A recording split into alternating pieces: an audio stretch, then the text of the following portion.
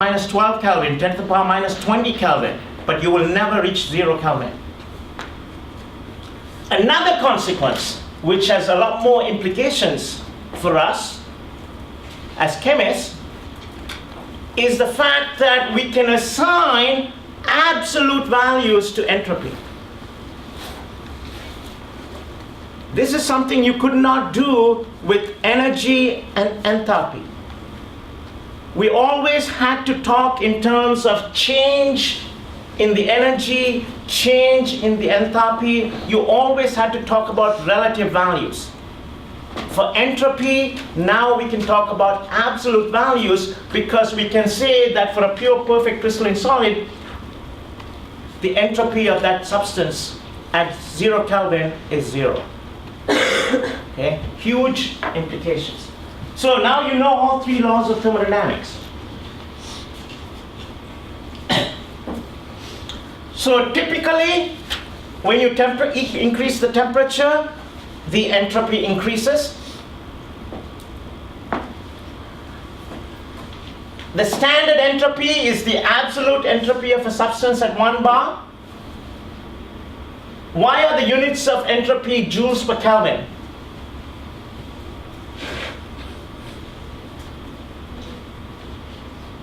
Can you talk to your neighbor, please? Why are the units of entropy joules per Kelvin?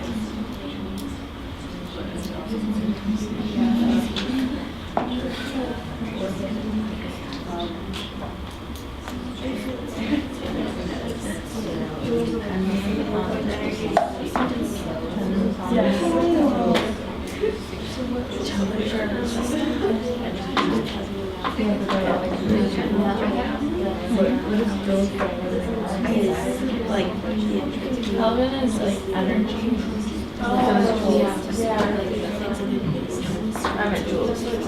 Oh yeah, Kelvin's temperature.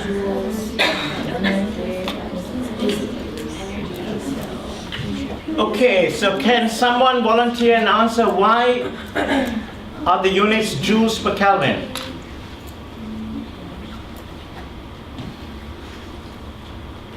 Nobody? Yes, Rachel. Stab at it. Please. So since energy increases as we have more chaos, then the measure of entropy has to be in joules per unit temperature. So with each increasing unit of temperature, there's change in joules in energy. It's not a bad answer. It gets to some of the core principles of entropy. But how can you be sure that the units are joules per Kelvin?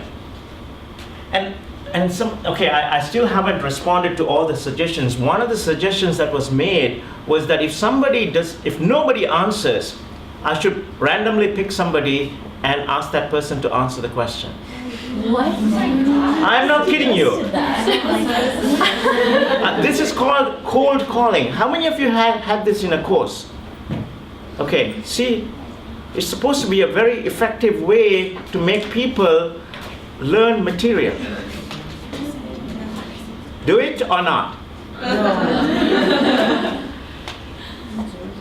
All right, I'm still thinking about that one, okay? I'm not kidding you. I'm going to post all of the suggestions that I've gotten.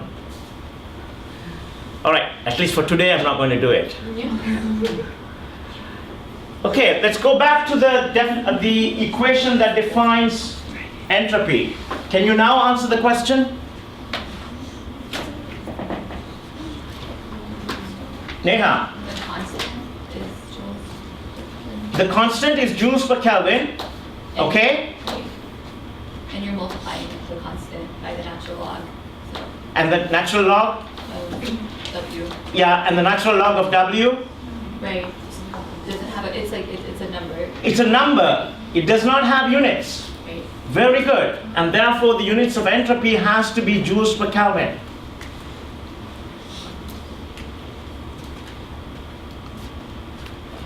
Questions?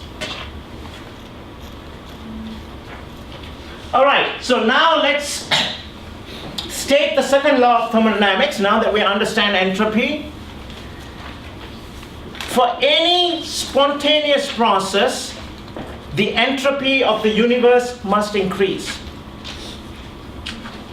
For an equilibrium process, the entropy change is 0.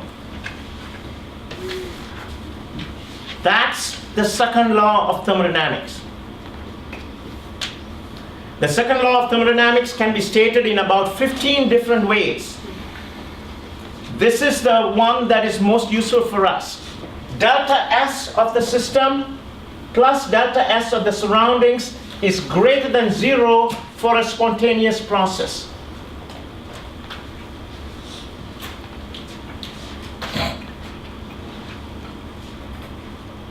For a reversible equilibrium process, delta S of the universe or delta S total is equal to 0.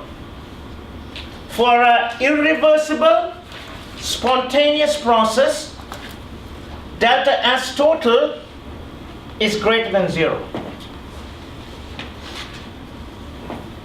This is going to be the criteria that we're going to use to determine if a chemical reaction is spontaneous or not.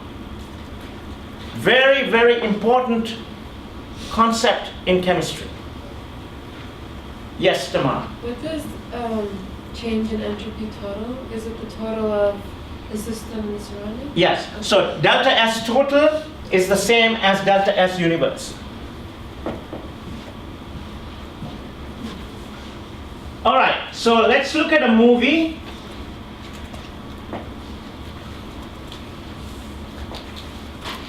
As the ammonium nitrate dissolves, the entropy of the system increases. At the same time, the surroundings lose energy and experience a decrease in entropy. The increase in system entropy, however, is greater than the decrease in the surroundings entropy. Thus, the total entropy, the sum of the entropy changes in the system and surroundings, increases as demanded by the second law of thermodynamics. This is why ammonium nitrate dissolves in water. It's an endothermic reaction. Heat is absorbed by the system. It is spontaneous because delta S total is greater than 0.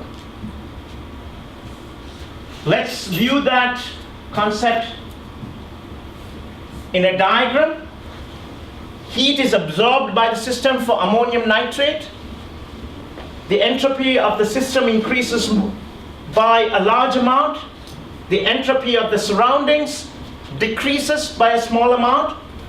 The total entropy of the system plus the surroundings increases. That's why this process is a spontaneous process. If delta S universe is negative, what happens? It's not spontaneous, or you can say that the process is spontaneous in the opposite direction. Would you say exothermic? I'm sorry? Would you call it like an exothermic? Not quite. Okay, entropy and exothermicity are not the same. Okay, delta S and delta H are not the same. But we're going to tie both of them together at the end of today's lecture. Okay, so what we need to calculate is delta S of the universe, because that's going to tell us if a process is spontaneous or not. How do you calculate the delta S of the universe? You calculate delta S of the system plus delta S of the surroundings. So now, for the next 5 minutes, we're going to concentrate on the system. Okay? How do you calculate the entropy change of the system? Very easy. Take the entropy of the products minus the entropy of the reactants.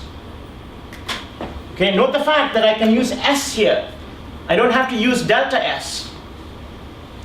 I can assign absolute values to entropies, therefore I can write this equation. If a reaction produces more gas molecules than it consumes, delta S is usually... Can you talk to your neighbor, please?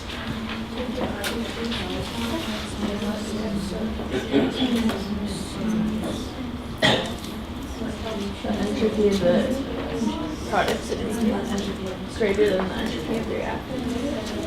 So it's probably going to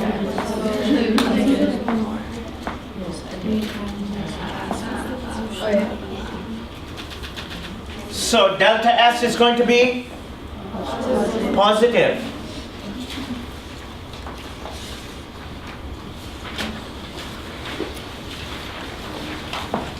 Here are some absolute values of entropies at standard state conditions. This is a table that I will give you for every exam.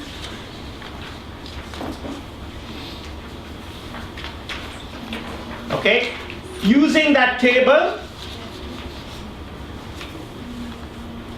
could you calculate the entropy change for this chemical reaction, please?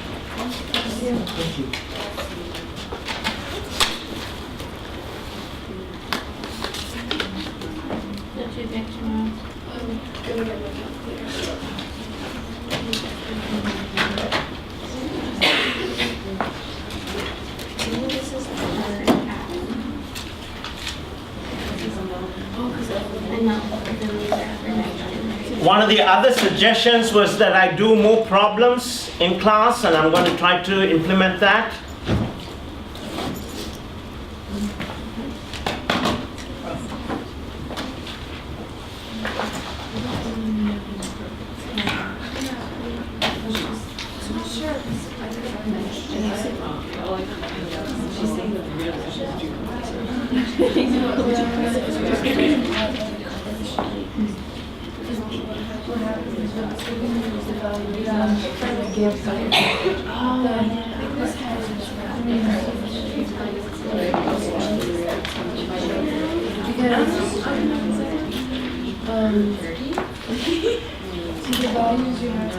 And the answer is negative 199. Okay, the way to do this is to say it's 2 times 193 minus 192 plus 3 times 131, and that gives you the answer.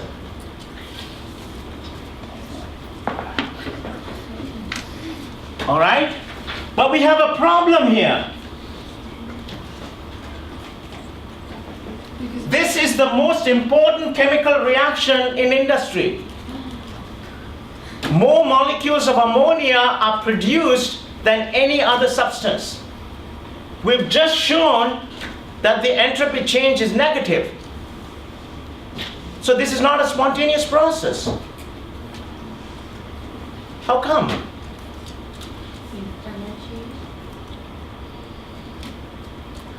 Yes, Tamara. So it doesn't actually occur like that in nature. So we increase the pressure and we change the pressure and the temperature, so we're acting on the system so it can happen. Okay, but there was something wrong with what I said just a minute ago. I absolutely told you the wrong information. It is spontaneous. It is actually a spontaneous process. Yes, Lauren. Does the enthalpy increase more than the entropy decreases? So that's what makes it spontaneous. You can't use the word enthalpy here. We will talk about enthalpy soon, but right now, what I said was incorrect. Why was it incorrect? Anna? I don't know if this is answering the question, but the entropy of the system increases more than the entropy of the surroundings decrease. Yeah, I mean, all I've calculated, remember, this is what I was going to do, right? I was going to calculate delta S of the universe. All I've calculated is delta S of the system. So I cannot say anything about whether this process is spontaneous or not based on delta S of the system. Is that clear to everybody? Absolutely important. Yes, Nora? Could you repeat what she said? So she was essentially saying what I said, that you need to look at the delta S of the system as well as the delta S of the surroundings. All we have done is to calculate the delta S of the surrounding, of the system. We need to calculate the delta S of the surroundings. All right? So how do you calculate the delta S of the surroundings? Okay, I'm going to do a hand-waving argument here. This is not an exact derivation, but it will suffice for this course. We can say that delta S of the surroundings must be proportional to Q surroundings. The more the heat you add to the surroundings, the higher the entropy change is going to be. You're going to create more disorder. I have to be careful and say disorder has to be in quotation marks.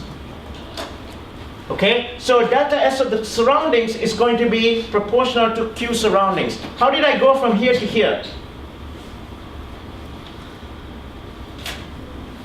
Yes, Lauren? Because the Q of the surroundings is what is lost from the system. Right. Whatever heat that the surrounding gains is at the expense of the heat lost by the system. So delta S surroundings is minus Q system. But Q system is equal to delta H system. Under what conditions? Angela? Isobaric. Okay? Under isobaric conditions, which is what almost all chemical reactions are, Q system is delta H of the system. Therefore, delta S surroundings is proportional to minus delta H of the system. Now let's think about sneezing, which is what I just did a couple of minutes ago. Let's sneeze in the clap library, and let's sneeze in the streets of New York City. Where would you have the most profound effect? The library. Okay? So you add heat to the surroundings. If the surroundings is at a high temperature, the change in the entropy is going to be small. If the surroundings is at a low temperature, the change in the entropy is going to be large. So delta S surroundings is inversely proportional to the temperature. And therefore, we can say that delta S of the surroundings is minus delta H of the system divided by T. Okay? This is the method by which you calculate the delta S of the surroundings, the change in the surroundings. This is the equation that you're going to use. I did not give you a very exact derivation, more of a hand-waving derivation, but this equation always applies.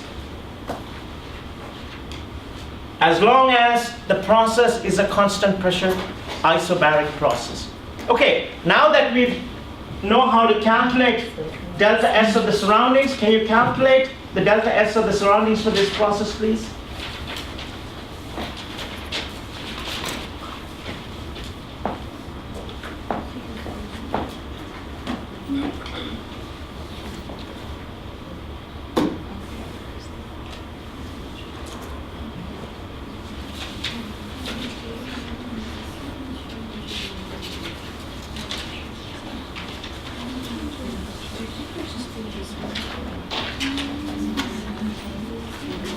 What are we saying room temperature? Room temperature is, let's say, 300 Kelvin. Oh, sorry, let's make it 298 Kelvin. Yeah.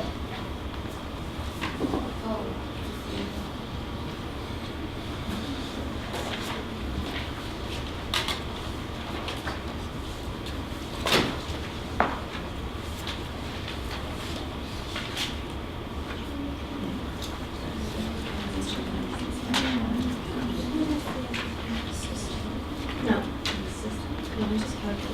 That, and H stands for H stands for enthalpy, yes. The entropy of the system.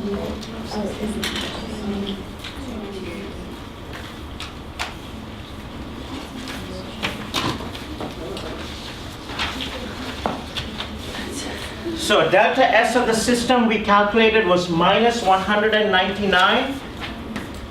Delta S of the surroundings, what did you get? Erica? 311 311, joules per Kelvin. and it's going to be joules per Kelvin.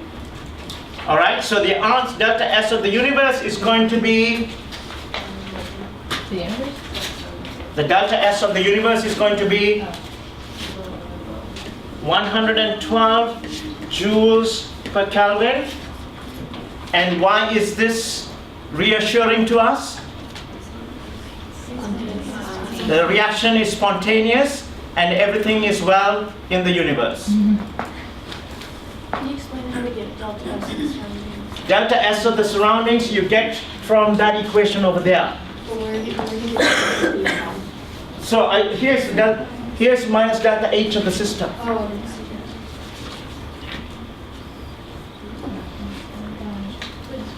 Questions? Wait, can you repeat what the temperature was again? 298 Kelvin. Okay, that's 25 degrees centigrade.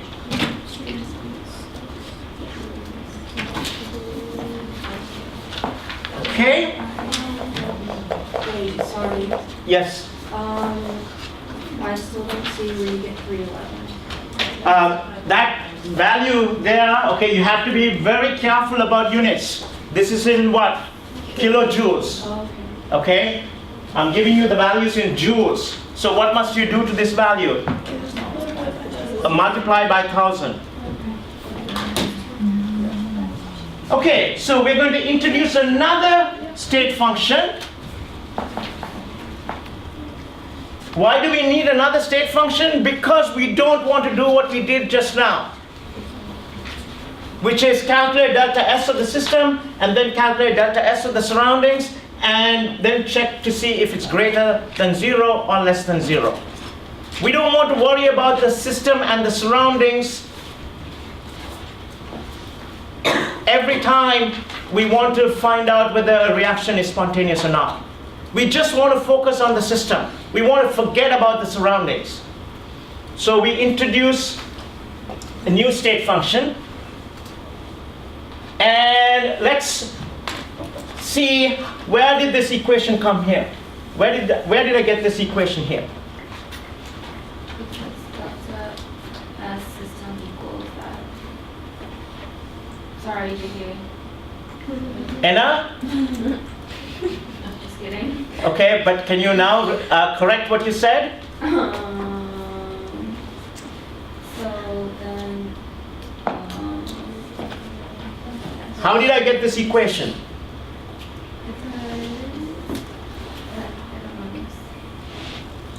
Angela?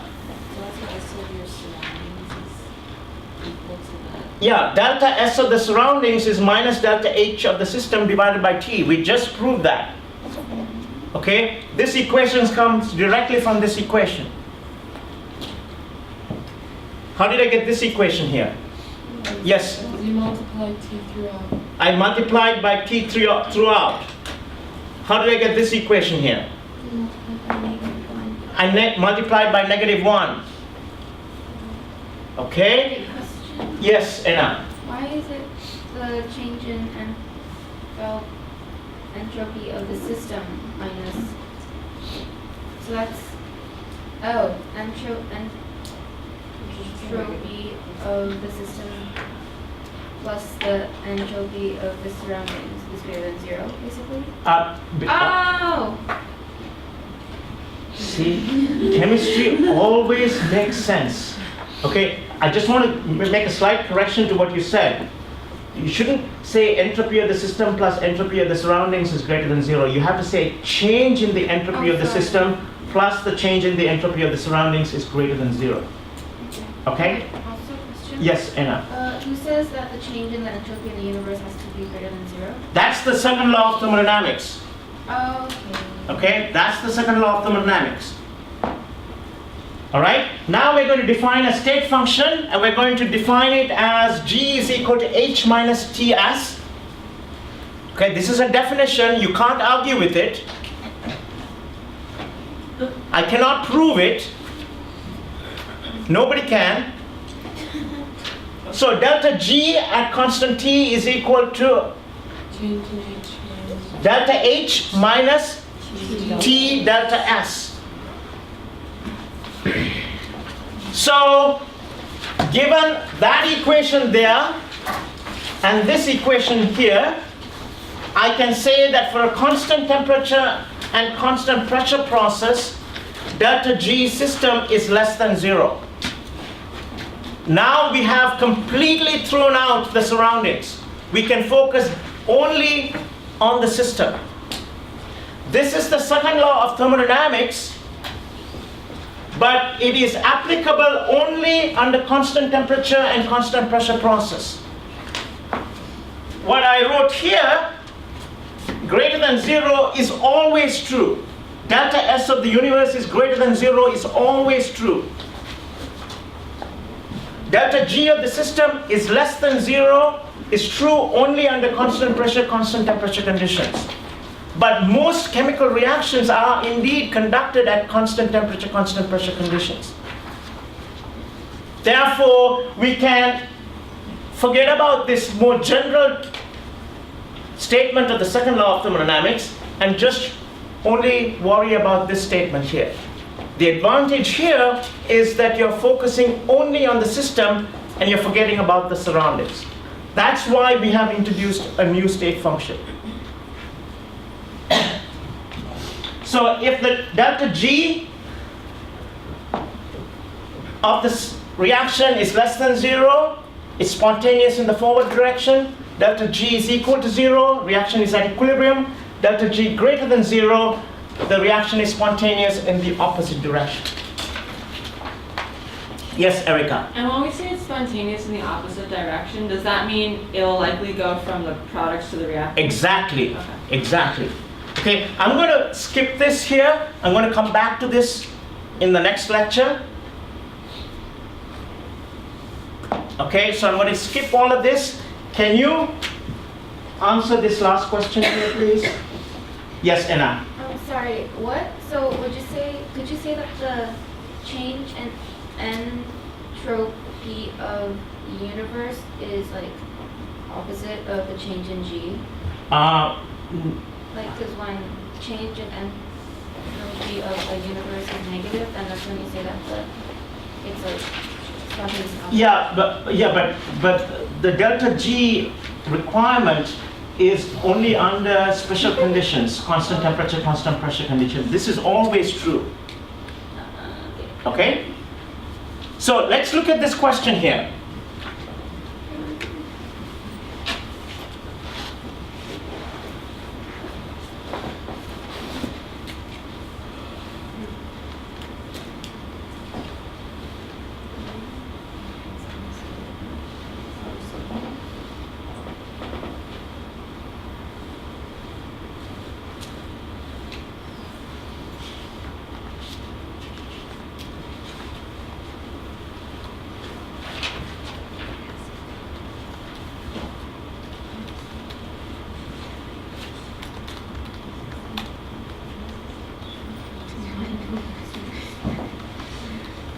So can you talk to your neighbor for a minute, please?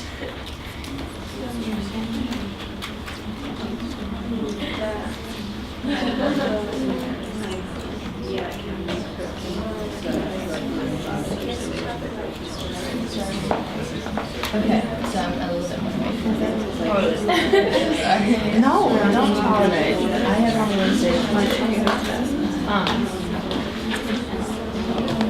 In this case, the process doesn't needs like 2 degrees of entropy in the system, but not in the surroundings. So this process is just more order that is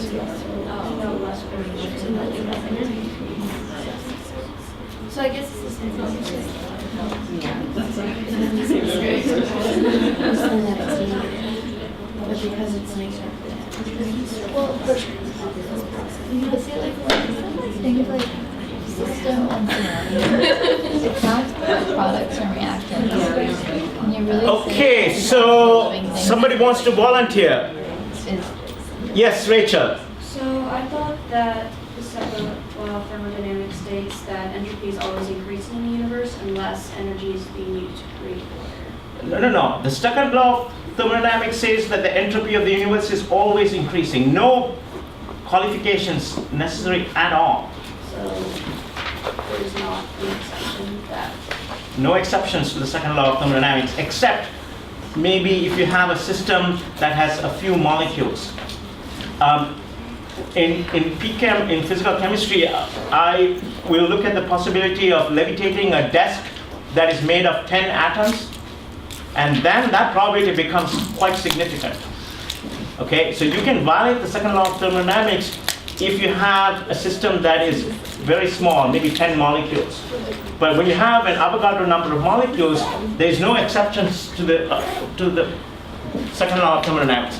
Somebody else wants to, yes, Taylor. So we're saying that it's true, but the entropy of the surroundings has to be so much greater that the entropy of this universe it is still increasing. Exactly. What that question talks about is delta S of the system. Delta S of the system can decrease as long as the delta S of the surroundings increases sufficiently to counteract this decrease to ensure that the entropy of the universe increases. That's the second law of thermodynamics. Yes, Erica. Sorry, can you say that one more time? The delta S of the surrounding. Increases more than delta S of the system decreases to ensure that delta S of the universe is greater than 0, and therefore this process here is a spontaneous process. I will post the lecture sometime in the next 24 hours, but you will not be required to submit the 1-minute paper until Monday. Okay? I will have office hours this evening from 7 to 9 p.m. And if I don't see you this evening, we will start the midterm tomorrow at 8 in the morning. Okay?